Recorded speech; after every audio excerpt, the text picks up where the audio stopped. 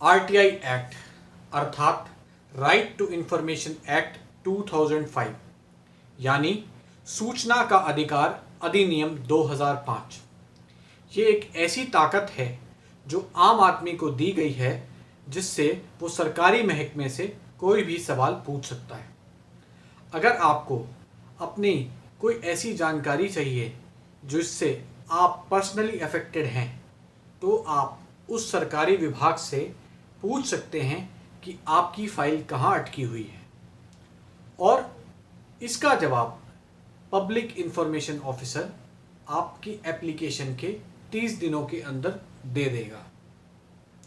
अगर वो इसमें देरी करता है तो उस पर जुर्माना लगने का भी प्रावधान है। तो आइए जानते हैं कि आरटीआई को कैसे ऑनलाइन फाइल करें और कैसे ऑफलाइन फाइल करें।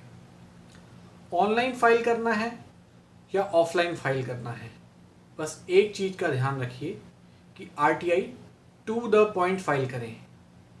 हाउ, वाई ऐसे क्वेश्चन मत पूछें, जबकि आपको जो इन्फॉर्मेशन चाहिए वो short and to the point रखें। इससे आपको इन्फॉर्मेशन जल्दी मिलेगी और सटीक मिलेगी। इसीलिए आइए देखते हैं ऑनलाइन और ऑफलाइन आरटीआई कैसे फाइल करें। उसके बाद ये भी जानेंगे कि जो मैंने आरटीआई फाइल की पब्लिक इंफॉर्मेशन ऑफिसर ने उसका जवाब ऐसा दिया कि मैं हंस हंस के लोटपोट हो गया। तो आइए देखते हैं। सबसे पहले गूगल में लिखें फाइल आरटीआई ऑनलाइन।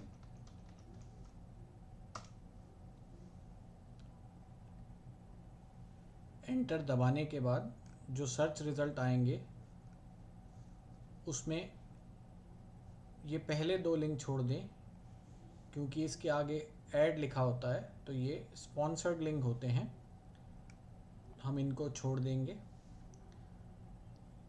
ये सरकारी वेबसाइट rtionline.gov.in को खोल लेंगे।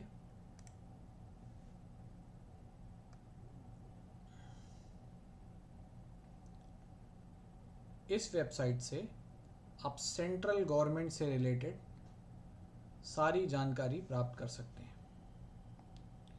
ये वेबसाइट आपको वो सारी जानकारी देगी जो सेंट्रल गवर्नमेंट से रिलेटेड है। सबसे पहले रजिस्टर कर लें। रजिस्टर करने के लिए यहाँ पे ऑप्शन दे रखा है not registered yet, sign up here. इस पे साइन अप हेयर पे क्लिक कीजिए।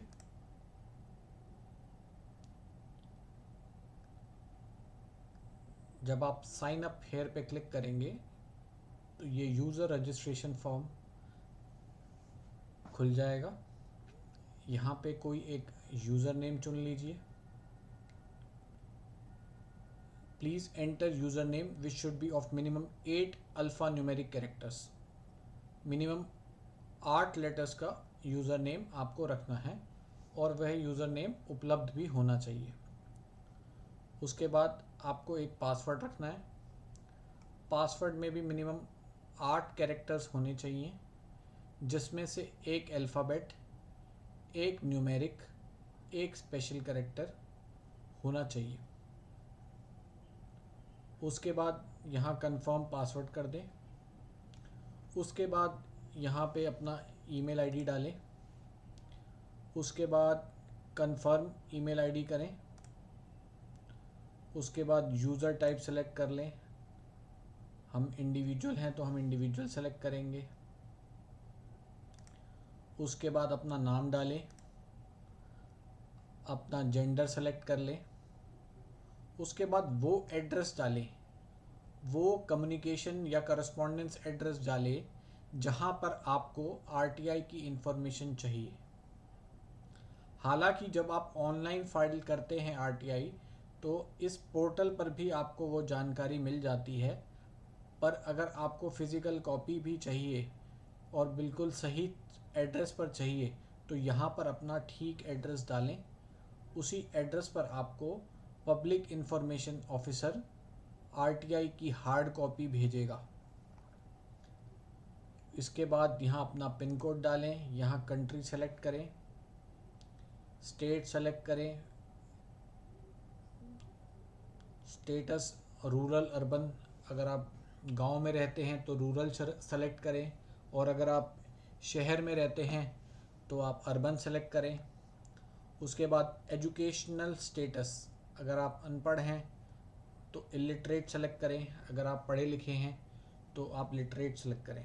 आप ऑनलाइन आरटीआई फाइल कर रहे हैं तो आप पढ़े लिखे होंगे तभी फाइल कर रहे हैं। इस यहाँ पर मोबाइल नंबर सेलेक्ट करें। मोबाइल नंबर आपको अपना एंटर करना है, सेलेक्ट नहीं करना है। मोबाइल नंबर आपको अपना एंटर करना है। इस मोबाइल नंबर पे जब आप सबमिट करेंगे तो एक ओटीपी आएगा, उसके द्वारा आपका अकाउंट वेरीफाई हो जाएगा और आप उसके बाद लॉगिन कर सकते हैं। तो मैंने अपना अकाउंट बना रखा है, तो मैं आपको दिखाता हूँ आपको आरटीआई कैसे फाइल करनी है। यहाँ पे मेरा यूज़र आईडी और पासवर्ड मैंने डाल दिया है। अब मैं साइन इन पे क्लिक करूँगा।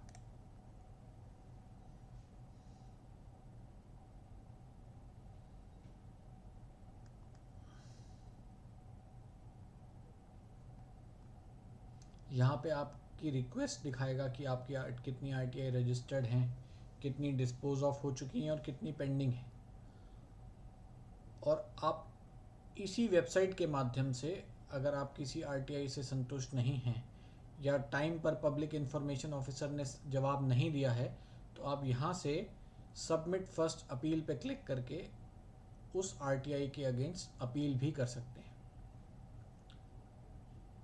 अब आपको अगर आरटीआई फाइल करनी है तो आपको सबमिट रिक्वेस्ट पे क्लिक करना पड़ेगा।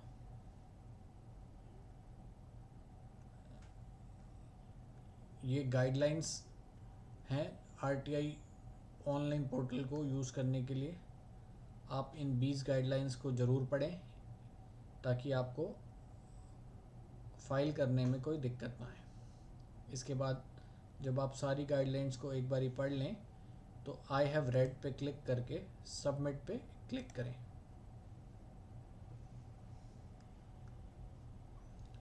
अब आपको यहाँ पे सर्च पब्लिक अथॉरिटी, आप जिससे सवाल पूछना चाहते हैं आप यहाँ से सेलेक्ट भी कर सकते हैं। जैसे कि अगर आप डीडीए से सवाल पूछना चाहते हैं तो आप दिल्ली डेवलपमेंट अथॉरिटी को यहाँ से सेलेक्ट कर सकते हैं।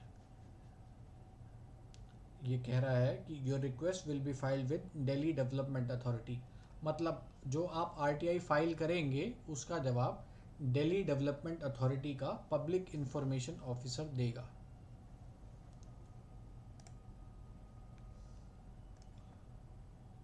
जब यहाँ पे आप सर्च पब्लिक अथॉरिटी करते हैं तो ये दोनों कॉलम अपने आप सेलेक्ट हो जाते हैं।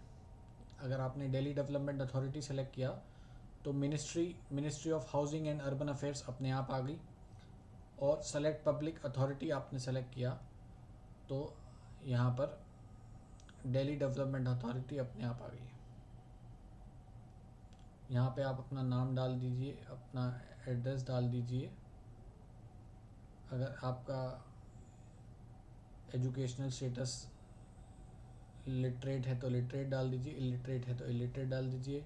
बिलो 12th स्टैंडर्ड है तो बिलो 12th स्टैंडर्ड को सेलेक्ट कर लीजिए। 12th स्टैंडर्ड पास है तो 12th स्टैंडर्ड पास कर लीजिए।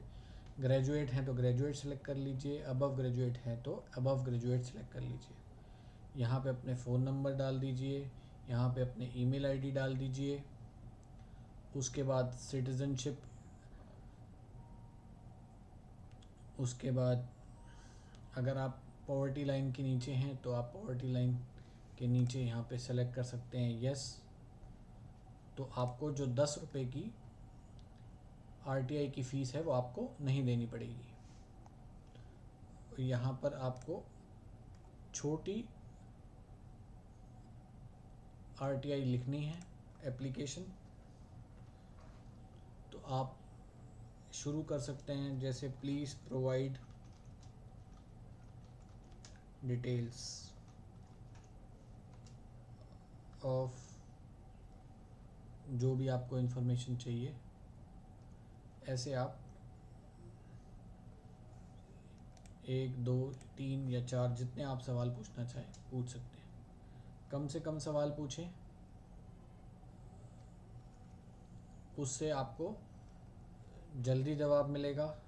आप और 30 दिन के अंदर आप अगर वो जवाब पब्लिक इन्फॉर्मेशन ऑफिसर नहीं देता तो उस पे जुर्माने का भी प्रावधान है। तो इसीलिए कम सवाल पूछें, और अगर आपको ज़्यादा सवाल पूछने हैं तो आप एक से अधिक आरटीआई लगा दें। उसके बाद जो भी सिक्योरिटी कोड आता है उसको डाल के, अगर आपको कोई सपोर्टिंग डॉक्यूमेंट देना है तो यहाँ पे आप चूज़ फाइल करके सपोर्टिंग डॉक्यूमेंट भी लगा सकते हैं,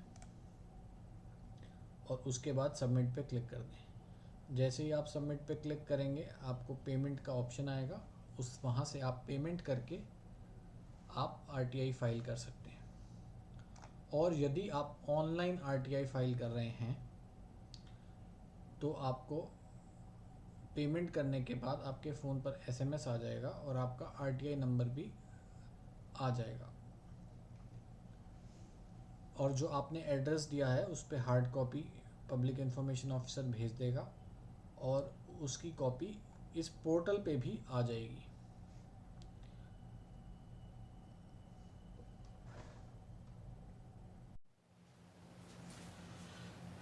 अगर आप ऑफलाइन आरटीआई फाइल कर रहे हैं तो कुछ बातों का ध्यान रखें। सबसे पहले अपनी आरटीआई को छोटा रखें। Keep it simple, short and to the point. इधर उधर के सवाल ना पूछें। जिस सवाल की आपको वाकई में ही ज़रूरत है वही पूछें। दूसरा, आप ध्यान रखें कि आप कोई लेटर नहीं लिख रहे हैं तो अपने जो प्रश्न हैं उनको टू द पॉइंट पूछें। उससे उत्तर देने वाले जो पब्लिक और इन्फॉर्मेशन ऑफिसर होते हैं उनको भी आसानी होगी। तो आप टू द पॉइंट पूछें। ऐसे क्वेश्चन मत पूछिए हाउ, व्हाट, व्हाई। ऐसे सवालों का जवाब ढूंढना बड़ा मुश्किल होता है, तो ऐसे सवाल मत पूछिए। और आपको जो पीरियड एग्जैक्ट, आप ये मत कहिए मुझे 1980 से लेके अब तक का सारा डाटा दो। आपको जिस पीरियड का स्पेसिफिक डाटा चाहिए, जैसे आपको 2019-20 का डाटा चाहिए, अगर आप इनकम टैक्स में कोई आरटीआई लगा रहे हैं तो आप स्पेसिफाई करें कि 2019-20। आप ये मत कहिए कि 1980 से लेकर अब तक का सारा डाटा दो, वह ढूंढना मुश्किल होता है, तो इसलिए ऐसे सवाल मत पूछें। आरटीआई एक सादे कागज पर 10 रुपए के पोस्टल ऑर्डर के साथ भेजें। कभी कभी पब्लिक इन्फॉर्मेशन ऑफिसर्स ऐसे जवाब देते हैं कि उनको पढ़कर आप हंस हंस के लोटपोट हो जाएंगे। मेरी एक आरटीआई में पब्लिक इन्फॉर्मेशन ऑफिसर ने यह कहकर आरटीआई का जवाब देने से मना कर दिया कि आपने 20 रुपये वाला पोस्टल ऑर्डर क्यों लगाया। उस समय पोस्ट ऑफिस में 10 रुपये वाला पोस्टल ऑर्डर नहीं मिल रहा था, तो मैंने इसीलिए 20 रुपये वाला पोस्टल ऑर्डर लगा दिया, और पब्लिक इन्फॉर्मेशन ऑफिसर ने ये कहकर जवाब देने से मना कर दिया कि आपने क्योंकि 20 रुपये वाला पोस्टल ऑर्डर लगाया है इसलिए मैं आपको जवाब नहीं दूंगा। और मैं ये पढ़ के हंस हंस के लोटपोट हो गया। इसीलिए अगर आपको 10 रुपये वाला पोस्टल ऑर्डर पोस्ट ऑफिस में नहीं मिल रहा है तो या तो ऑनलाइन आरटीआई फाइल करें, या फिर अगर आप 20 रुपये या उससे अधिक का पोस्टल ऑर्डर लगा रहे हैं तो अपनी आरटीआई में एक चीज़ मेंशन कर दें कि मैं जो एक्स्ट्रा पैसे दे रहा हूँ वो मैं एक्स्ट्रा डॉक्यूमेंट्स, जो मैं डॉक्यूमेंट्स की डिमांड कर रहा हूँ उनकी फ़ोटोकॉपी के लिए दे रहा हूँ। क्योंकि यदि आप कोई डॉक्यूमेंट डिमांड करते हैं तो उसके लिए पब्लिक इन्फॉर्मेशन ऑफिसर 2 रुपये पर डॉक्यूमेंट लेता है। तो आपको बाद में वो डिमांड करके मांगे, इससे अच्छा है आप उसको पहले ही बता दें कि जो मैंने एक्स्ट्रा फीस दी है वो जो मैंने एक्स्ट्रा डॉक्यूमेंट डिमांड किया है उसके लिए दी है को, तो वो आपको जवाब देने से मना नहीं कर सकता। उसको आपकी आरटीआई का जवाब देना ही होगा, और वो मेरी आरटीआई की तरह आपकी आरटीआई को यह कहकर रिजेक्ट नहीं कर सकता कि आपने ज़्यादा का पोस्टल ऑर्डर क्यों लगाया है।